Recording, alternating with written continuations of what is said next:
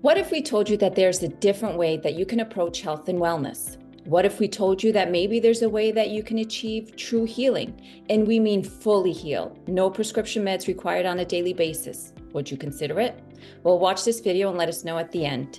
Hi, my name is Sandrina, one of the co-hosts here at Etoile Wellness, your guiding star to healing, where we talk all things health and wellness, especially gut health and nervous system health. And today we want to talk to you a little bit about functional medicine. You've probably heard that word around social media: functional medicine, functional nutrition, functional training. But what exactly does that mean? What is functional medicine? How does it differ from conventional medicine, the medicine that you typically get when you go and see your healthcare provider? Who would benefit from functional medicine approach to health and wellness? We're going to answer those questions today. And I have here with me today Laura, also co-host of Etoile Wellness, your guiding star to healing. How are you? I'm great. How are you? Good, good. So we wanted to talk a little bit about functional medicine and really give the viewers and the listeners an idea of what that is. Truth be told, I did not know functional medicine existed until about maybe 5 years ago, when I was knee deep and down a rabbit hole of trying to figure out. At that time, one of my children was ill and had been ill for years. And, we would go to their pediatrician, to the hospital, to the specialist. And it was just really a matter of time. And we were back to not feeling well. And it felt like as time went by, the amount of time that went from getting better and then getting sick again was getting shorter and shorter and shorter. And so going down this rabbit hole of trying to figure out what was going on with her, I discovered functional medicine. And for me, it felt like this is what medicine, health, and wellness is supposed to be like. It was just in such alignment with what I truly believed in that I never really looked back. And so here we are today. But could you explain to us a little bit about what exactly is functional medicine? Yeah. So my story is a bit similar, although it was personal for me, and it was about 10 years ago that I kind of entered this world and have not looked back. So functional medicine is sort of, in a nutshell, the understanding that your function, the way that you show up in this world, and how healthy you are, and sort of your sort of set point of health is really ultimately determined by the health of your network systems. So all of the systems within your body and mind. And if there is something wrong within one of them, or there's sort of a dynamic that's happening, or an imbalance, as we like to say, within one or more of those systems, it's going to impact your total overall function, right? So if we are thinking about it sort of from a resolution standpoint, we might say that we need to get to the root causes of what is creating or causing these imbalances or these diseases that you are being diagnosed with or labeled with within a conventional in a conventional setting. But functional medicine takes into account a whole host of things that contribute to your overall wellness and your overall illness. And it is just by far a much more comprehensive view at looking at illness and wellness. And to me, it really is the only way to go, because if you're not going to get to the root causes of what is ailing you, then you are never going to be able to heal, and you're never going to be able to give the world all your goodness. And boy, do we need that right now. Mm, we do. It's true. I mean, we all have all these beautiful gifts, and it's wonderful when you're able to share it with the world. And that's why we're here, to share our gifts with the world. And functional medicine, for me, functional medicine, we're going to talk next about what's the difference between functional and conventional medicine, but functional medicine is very much about the person, not the illness that the person has, but the person, because as Laura said, our bodies are completely interconnected. Yes, in the conventional medicine world, and we're going to talk about that, you go and see the dermatologist for your skin, the cardiologist for your heart. But in the functional medicine world, we view everything connected. For example, and we mentioned this on prior videos, that sometimes a rash that we may have on our skin is really a reflection of what's going on our gut, in our guts. Healing the gut will then heal the rash. So functional medicine really just looks at that person. Who is this person that has this type of illness? But who is this person? What do they eat? How do they sleep? What's their lifestyle like? What are the thoughts that they tell themselves in their head, right? All of these things that make that person unique. N of one, as we used to say, we're all very bio-individual. So for me, what really stood out was that we are all bio-individual, that there is a reason why we have certain symptoms. There always is a reason. There's a root cause somewhere, and sometimes there are multiple root causes.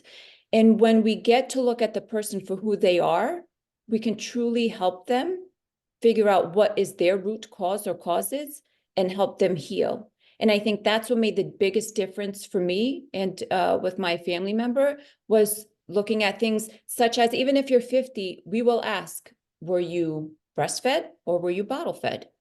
Were you a C-section baby or were you a vaginal birth baby? Because those things do matter. So that individuality that functional medicine gives a person is what really stood out to me, because then that leads to true healing. So that brings us over to, then what's the difference truly between functional medicine and conventional medicine? Yeah, you'll probably read a variety of different ways people communicate the difference. To me, conventional medicine is it's the standard of care. So it is basically the way that providers and healthcare providers and practitioners are trained, and so they're trained really within a very as Sandrina said, a very specific set of ideas regarding each of the separate systems of our body and how that impacts mainly that system.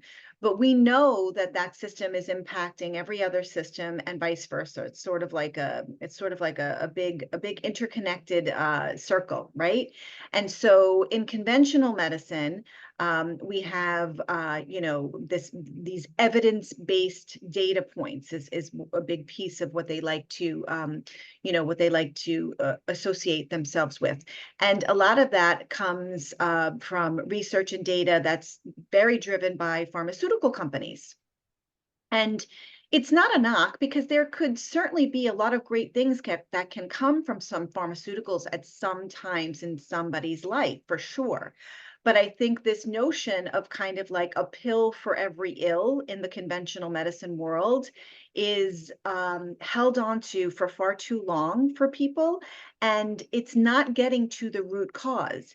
It really uses your symptomatology as sort of the basis for just putting a Band-Aid on it and just saying, like, it was a great saying that we used to have. I worked in the emergency room for a very long time, treat them and street them. And so there was no sort of idea to kind of like look at the person as a whole. And, we could argue whether or not that's the emergency room's responsibility. And I understand that for sure. But when it comes to chronic illness, that sort of standard of care falls short. It's limited. It is not providing enough relief for people who are sick with these chronic illnesses that are affecting their day-to-day living, affecting their quality of life. And yes, we need emergency rooms for trauma. We need emergency rooms for acute illnesses, acute issues, without a doubt. Surgery, very, very important. All of those things.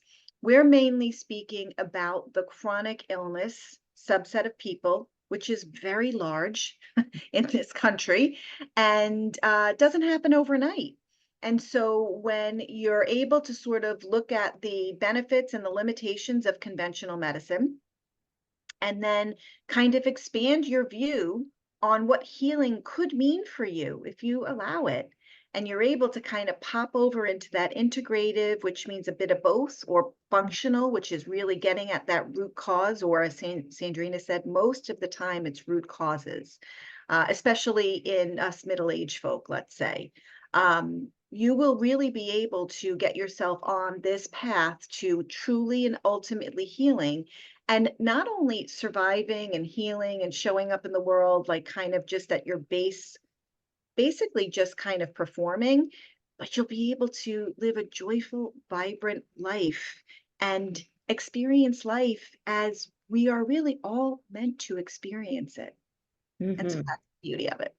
Absolutely, yeah. So just, back to when we were talking about how functional medicine is really looking at the person who has the illness. In conventional medicine, we're taught more about what disease does this person have. So we're thinking, Absolutely. okay, they have this number of symptoms. That means they have this disease, which means they take this medication.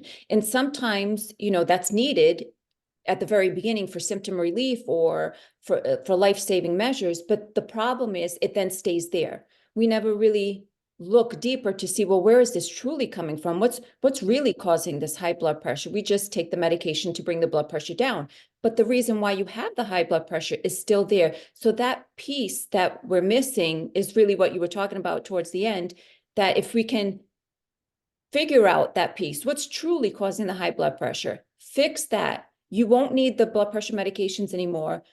You can heal, and then you show up in the world as your true authentic self and really give to the world your gifts. And like you said, that's why we're all here, and that's the beauty of being here, Yeah, of it's a lot. Conventional medicine is a lot about meeting criteria, right? So Mhm. there's a lot of boxes to check. Mhm. There's a lot of rules, a lot of, let's make sure that this person meets this criteria to label them with this, and then they can be offered this pill. And so it's not at all about, John sitting in front of you in the office who's experiencing grief, who just lost a loved one, or who's under a tremendous amount of stress and therefore has a dysregulated immune system.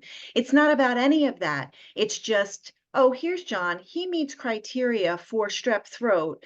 Okay, I'm going to take a sample, send it to the lab, and I'm going to give him some medication for it. And there's really no note in there that like this is the fourth time John's been in here this year. So something's going on with John's immune system. And so there's not really that like that afterthought, right? That Mhm. follow-on thought.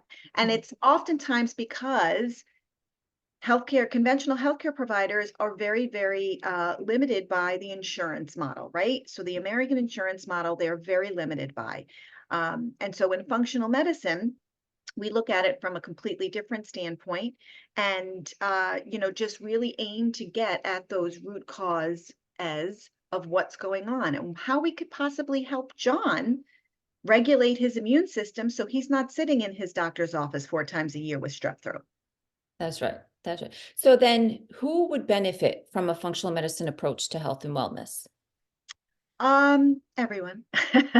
Outside of everyone, no, I know this is a serious question. Outside of everyone, I would say certainly people who have chronic illnesses or who have been diagnosed with chronic illnesses that, let's say, they believe are genetic in nature, fully genetic in nature.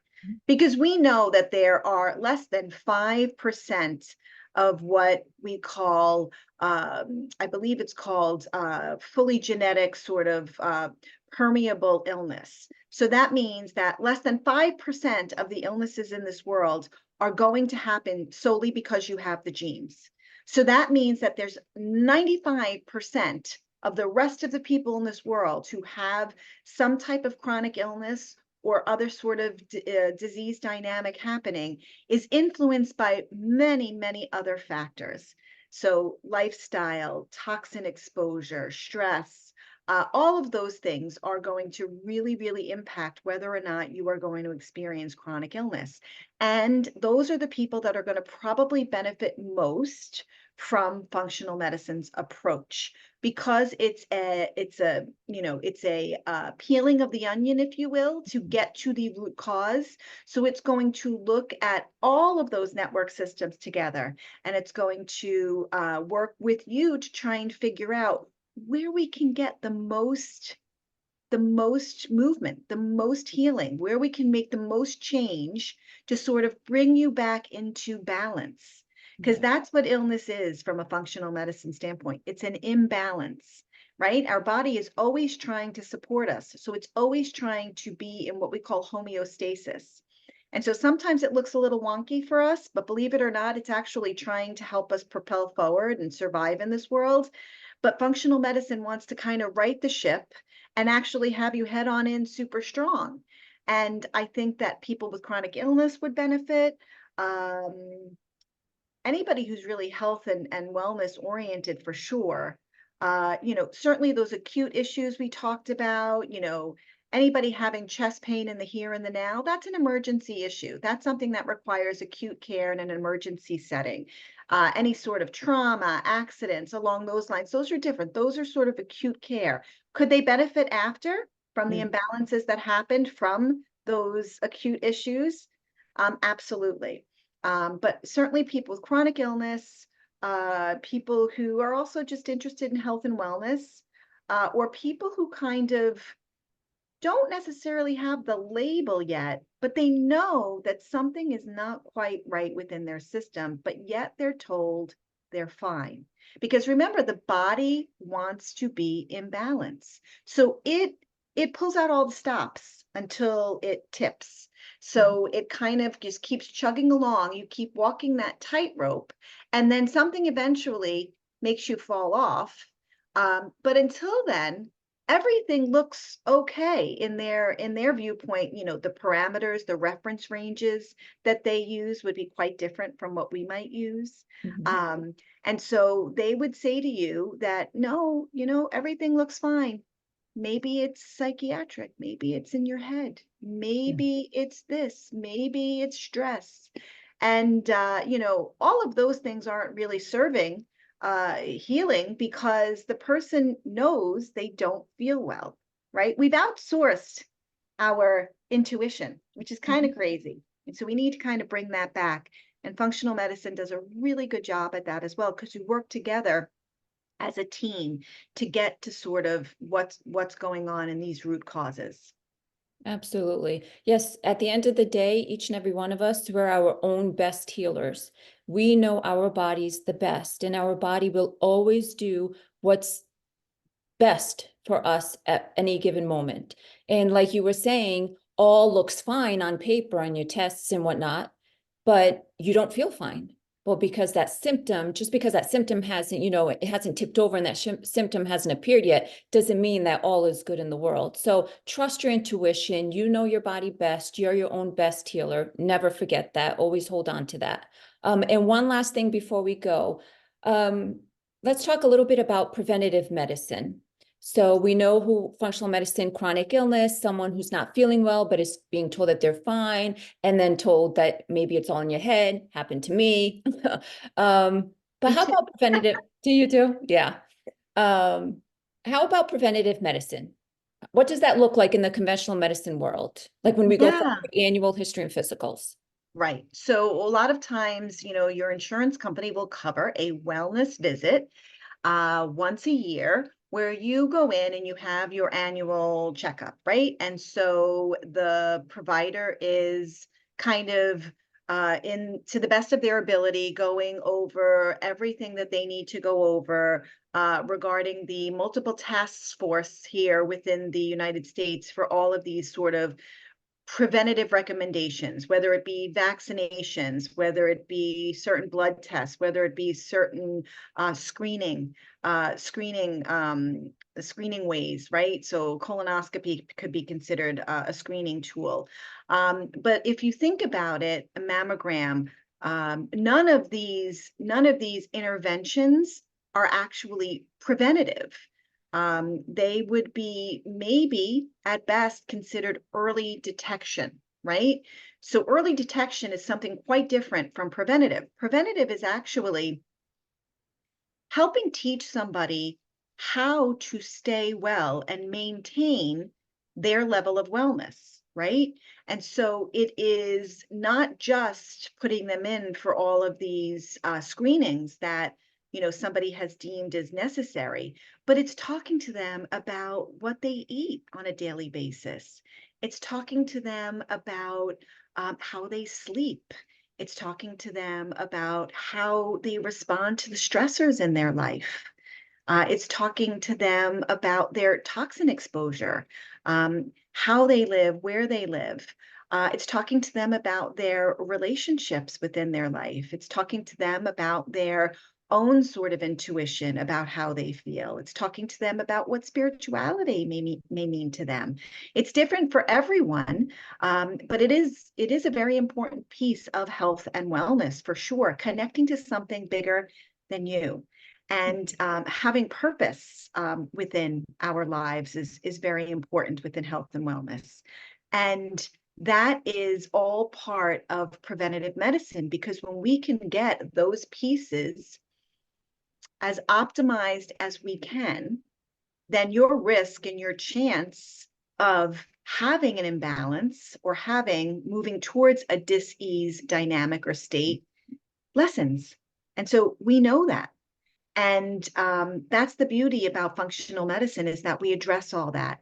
Whereas within conventional medicine, they're within the models that they have to follow, they don't have the time. They may not have the time. They may not have the expertise. They may not have the understanding or the teaching. I really and truly do believe that the very vast majority of providers that go into healthcare do it for all the right reasons.